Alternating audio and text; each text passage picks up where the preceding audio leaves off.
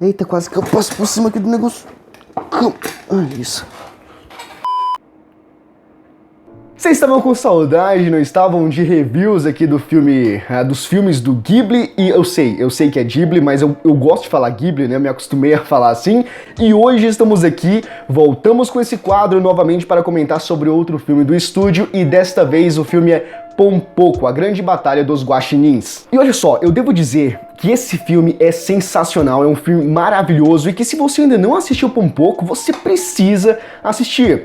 Primeiro, uma coisa que me chamou muita atenção é que aqui no YouTube, pelo menos, eu só vi um vídeo BR sobre Pom-Poko. Então eu acho que eu necessito, eu já queria gravar sobre Pom-Poko, e depois que eu descobri isso, se tornou meio que imprescindível trazer Pom-Poko aqui pro YouTube, né, pra representar o Brasil, pra comentar sobre Pom-Poko. As pessoas podem nem ver o vídeo, mas ele precisa estar aqui porque é um filme muito legal. E antes de começar de fato o vídeo, caso você goste, né, recentemente algumas pessoas comentaram sobre os filmes do Ghibli, principalmente no meu Twitter também, que é @wellcr_silva, se você quiser me seguir lá. E lá no Twitter também falaram sobre os filmes do Ghibli e tudo mais. Então se você gosta desse quadro, né, se você quer acompanhar e tudo mais, e você ainda não viu os outros vídeos que eu já fiz sobre o Ghibli, esse aqui não é o primeiro, tá? Tem uma playlist, a playlist tá aqui em cima. Se você quiser assistir esses outros filmes, essas outras reviews sobre os filmes do Ghibli, a intenção aqui é fazer sobre todos. Não sei se eu vou conseguir, mas a gente tá fazendo aos poucos. Então na playlist aqui em cima você assiste todas as reviews que eu já fiz até agora, beleza? Então sem mais delongas, vamos comentar agora sobre Pom-Poko, a grande batalha dos guaxinins.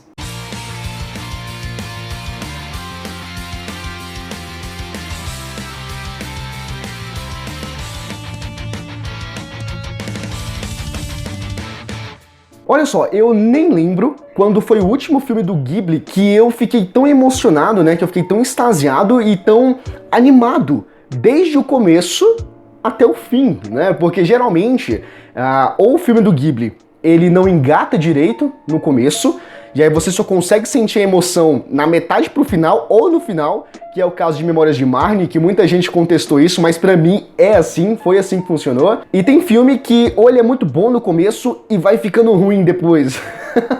E diferente dessas outras experiências, Pom-Poko é um filme que pra mim, desde o começo, ele foi emocionante, ele passou uma ideia interessante e ele seguiu essa trama, ele conseguiu segurar a atenção até o final. Então isso é uma coisa muito boa, e um ponto interessante é que Pom-Poko, de todos os filmes do Ghibli, talvez seja um dos menos conhecidos, ou quiçá um dos menos falados, né? Então, e isso repercute na ideia de no YouTube não ter quase nada sobre Pom-Poko, pelo menos conteúdo brasileiro. E é muito interessante isso porque é um filme extraordinário. Por que as pessoas não comentam, não falam sobre Pom-Poko? Então vamos lá, eu quero comentar aqui com vocês alguns pontos importantes, não vou comentar sobre tudo. E eu acho que também é importante não comentar sobre tudo porque o final de Pom-Poko é um final muito interessante. Não é um final feliz, vamos dizer assim. Diferente dos outros filmes do Ghibli, a gente tem uma narrativa ali que vai conduzindo, a gente tem uns altos e baixos, intempéries e tudo mais, a gente chega no final, geralmente é uma coisa, beleza, clear, nice, acabou ali, e pode ser considerado, pode ser taxado como um final agradável. Pom-Poko não exatamente é isso, mas também não é o contrário. Então eu não vou contar aqui pra vocês, eu vou deixar no ar pra vocês assistirem, né? Você que já assistiu, já deve ter uma noção. Você que ainda não assistiu, você vai assistir, você vai descobrir isso, beleza? Mas eu quero comentar o processo, eu quero comentar sobre o geralzão, assim, de Pom-Poko, porque é muito interessante e eu tenho certeza, praticamente quase certeza, que você vai gostar muito desse filme, mesmo não assistindo ainda. A história é sobre guaxinins, exatamente, né, óbvio, né, a grande batalha dos guaxinins, e tem uma certa humanização desses guaxinins, e depois literalmente, porque, e essa parte é aquela parte que te pega, que tu pensa, essa porra aqui é pra chorar, né, isso aqui vai fazer chorar, eu tenho certeza. Então a gente começa o filme com uma narração, praticamente todo o filme ele é narrado por um guaxinim, inclusive, e aí ele tem toda uma contextualização do que está acontecendo. E basicamente nós temos os guaxinins e os humanos, né? E aí nesse período a gente já começa o filme sendo apresentado que, por exemplo, antigamente os guaxinins tinham uma terra para chamar deles, né, e tudo mais. E aí chegou os humanos e tirou essa terra deles. E agora os guaxinins, eles não têm onde morar, e aí eles começam a lutar entre si, né? Tipo, o grupo azul e o grupo vermelho. E tudo isso é por território, eles são territorialistas, alguma coisa assim do tipo, então eles estão numa batalha ali entre eles para definir quem é que vai ficar com um lugar específico. Entretanto, chega num ponto específico onde a situação tá tão crítica que, sei lá, o grupo vermelho e o grupo azul, mesmo lutando entre si, se o grupo vermelho ganhar, o grupo vermelho e o azul vão perder. E se o grupo azul ganhar, o azul e o vermelho vão perder. Por quê? Não tem onde ficar, não tem lugar para eles morarem. Então não faz sentido aquela guerra, porque de qualquer forma, eles estão em uma situação, né, um sinuca de bico. Não importa o que eles façam ou para onde eles vão ser pessoas, vão ser animais sem um local para ficar, sem abrigo e tudo mais, e é a partir daí que eles acabam juntando forças para tentar parar os humanos. E como assim parar os humanos? O que está acontecendo é que o contexto histórico ali do filme tá na grande revolução econômica do Japão. Então tá naquela fase onde tem um desenvolvimento, onde estão sendo criadas as civilizações, né? Estão sendo construídos casas e prédios e residências e tudo mais. E aí a gente entra numa questão muito importante por um pouco, que é o desmatamento.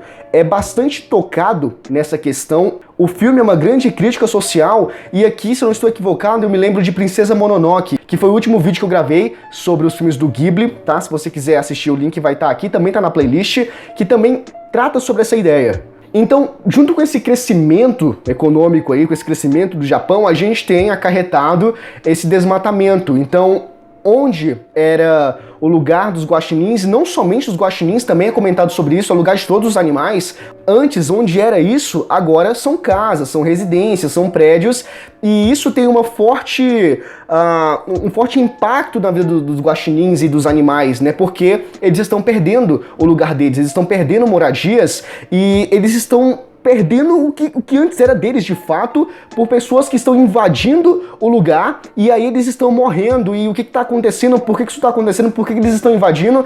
Então é muito interessante isso, e aí vai ter uma contrapartida dos guaxinins em relação a tudo isso que está acontecendo, desse desmatamento, dessa invasão dos humanos na terra deles, né, desmatando toda a floresta.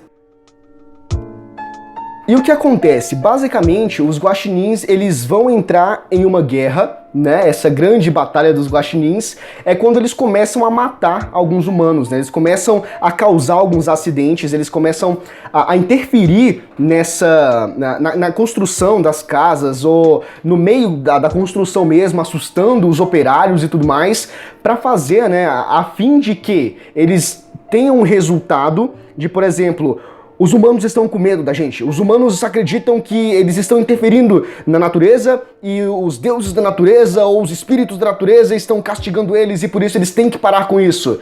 E por um momento funciona essa ideia, mas acaba que sempre os humanos voltam em peso ainda mais para continuar construindo e tudo mais. E aí tem vários momentos ali que causam uma subjetividade, que é a subjetividade das ações dos personagens. Por quê? Os guaxinins começam a matar os humanos e começam a pensar depois em alternativas a não ser matar, mas ainda assim fica com aquela ideia de é melhor matar e exterminar os humanos para eles pararem de desmatar a nossa casa e tudo mais. Bom, e aí a gente começa a ver essas cenas e é um pouco complicado, a gente pensa, caraca, eles estão matando os humanos a sangue frio. Mas aí é aquela questão da subjetividade, porque horas atrás a gente via os humanos, né? Na verdade, minutos atrás, a gente via os humanos desmatando ali, e mas eles estão só desmatando para desenvolver um negócio, eles não sabem que estão matando os animais. Eles sabem que eles estão matando, porque desmatando a floresta, eles sabem quem vive na floresta, e sabem que acabando com aquilo, eles estão acabando com o meio de vida desses seres. Eles sabem disso. Então, a gente tem essa questão de, por exemplo, os guaxinins estão matando os humanos, mas os humanos estão matando os guaxinins. Quem tá certo, quem tá errado, entende? É meio subjetivo. Não tem como você colocar um valor, ou sei lá, tipo, 2 pesos, 2 medidas. Não dá, tá? Entende? Porque cada um tem um propósito, cada um tem uma lógica ali, né? Cada um tem um objetivo pelas ações, pelas coisas que estão fazendo. E a gente apenas consegue entender essas motivações. É difícil você ficar em um lado só. Por mais que você ainda ache que os guaxinins sejam o lado mais certo, você fica um pouco mais inclinado, mas tu ainda entende o outro lado também, mas, enfim, você sabe os prós e contras de ambos os lados ali, você fica ponderando ali o que é melhor, o que é pior, o que você... Enfim, você decide ali defender ou simplesmente ser imparcial e entender os dois lados. Talvez isso também seja interessante.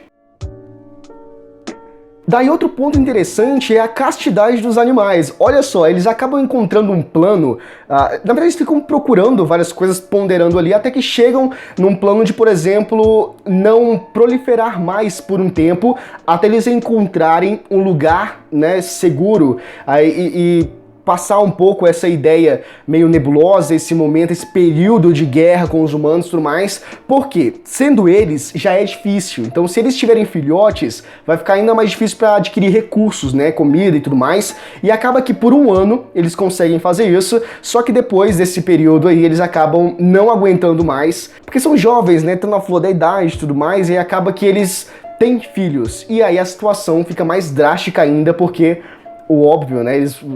Os guaxinins filhotinhos ficam com fome, eles têm que procurar recursos e tudo mais, e é um pouco difícil, e a situação vai ficando cada vez mais caótica, mais difícil, e a gente vê os guaxinins sofrendo cada vez mais com isso. Tá, outro ponto que eu quero comentar que é muito importante, que é a ideia da metamorfose. O que é essa ideia? Os guaxinins, na história, a gente tem um contexto ali para eles, onde eles têm a habilidade de se transformar naquilo que eles querem.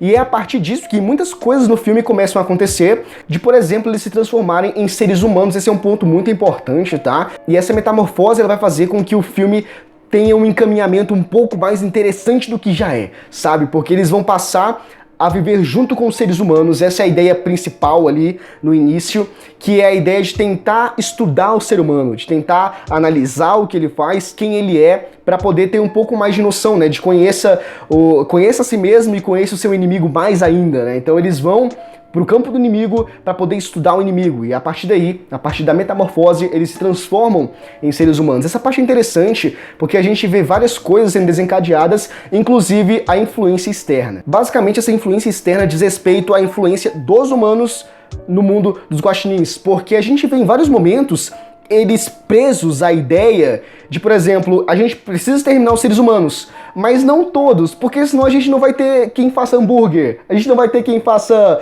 a comida X, ou quem faça pipoca e tudo mais. Então tem um pouco dessa influência ali que fica com eles, e também uma televisão. Eles acabam, o ser humano acaba jogando uma televisão no lixo, eles levam lá pra casa deles, a TV funciona, e eles ficam assistindo horas e horas, eles ficam vidrados com o que tá passando ali, acontecendo.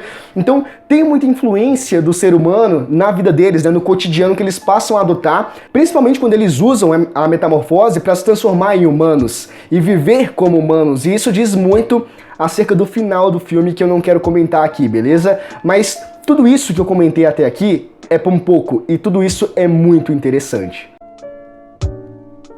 Bom, e basicamente esse foi o vídeo de hoje, comentando sobre Pompoco, a grande batalha dos guaxinins. E cara, que filme sensacional, sério, é um filme pouco conhecido aparentemente, mas que é simplesmente colossal, ele é muito bom do início ao fim, novamente enfatizando isso pra vocês, porque vale muito a pena você assistir Pompoco, porque eu tenho quase certeza que você vai gostar pra caramba. Então, mais uma vez, fica a grande recomendação aqui. É um filme com uma crítica social incrível, com uma narrativa muito boa, um roteiro interessante, e, enfim, o final ele vai dizer muita coisa, e principalmente eu tive um insight ali no finalzinho, que eu não vou comentar, tá, sobre o final em si, mas é um final que faz a gente refletir um pouco sobre quem a gente é e as situações em que a gente vive, né? Às vezes nos acomodamos, ou às vezes aceitamos o destino, né? Mas ainda assim fica sempre aquela ponta de esperança de algo melhor, entende? Então a gente vê principalmente isso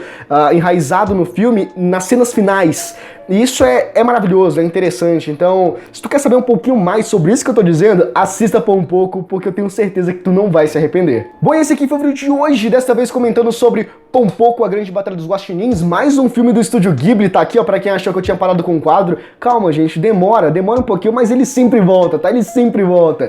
Então, se você gosta, se você apoia esse projeto, deixa o like nesse vídeo, tá? É muito importante. Se inscreva no canal também, ative o sininho das notificações pra você ficar por dentro de todos os vídeos futuros que a gente enviar, ok? Principalmente dos filmes do estúdio Ghibli, e deixa nos comentários o que você achou deste filme Pompoco, beleza? Conto muito com o vosso apoio, a gente se vê no próximo vídeo. Um abraço!